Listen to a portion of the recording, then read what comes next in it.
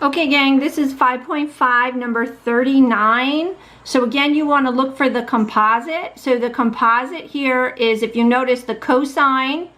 You know, it's not like a cosine of x, it's a cosine of 1 over theta. So the 1 over theta is the inner layer and the cosine is the outer layer. So right here is your composite. So you want to take the inner layer of the composite. So that is going to be your u value. So your u value is going to equal to 1 over theta. Now, what you want to do is pull the theta up into the numerator. So call it theta to the negative 1. You want to pull it up to the numerator. Let me actually write that in the next step so it looks a little clearer. So you want to pull it up to the numerator. All right, now you can go ahead and take the derivative of this.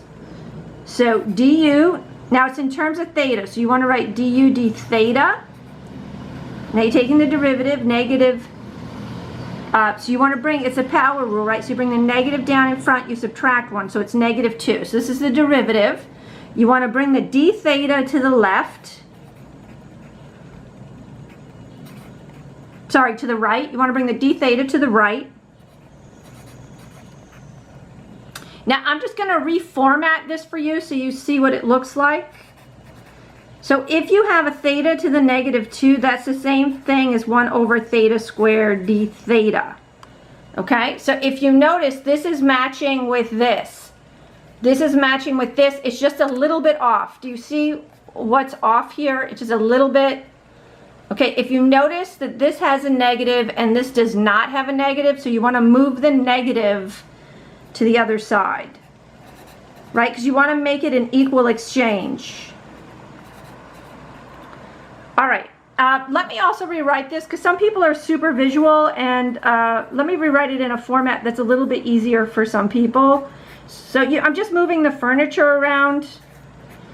This is being multiplied, so it's commutative, so you can move things around. Okay, so just moving the furniture. So now you'll notice I'll make the exchange. So this 1 over theta squared d theta, right? We discussed that that was a negative du. And this 1 over theta, in the very beginning, we defined this as u.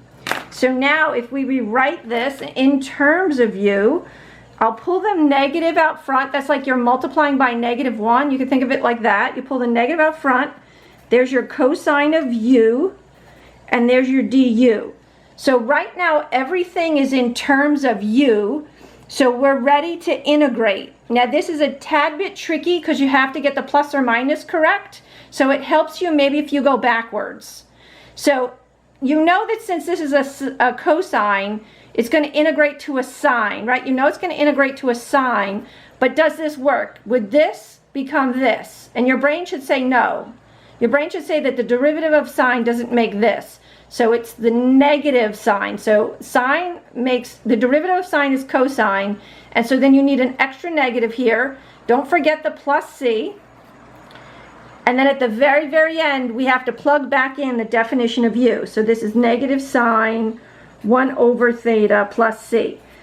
Remember, if you ever get super confused on these, when you take the derivative of your answer, the derivative of your answer should be what you started with, right? The derivative of your answer should be what you started with. So you can always just go back and check yourself, right? This would be the chain rule. We'd have to do the chain rule to do this. Derivative of the outside times derivative of the inside would give you this. This would be derivative of the outside times derivative of the inside.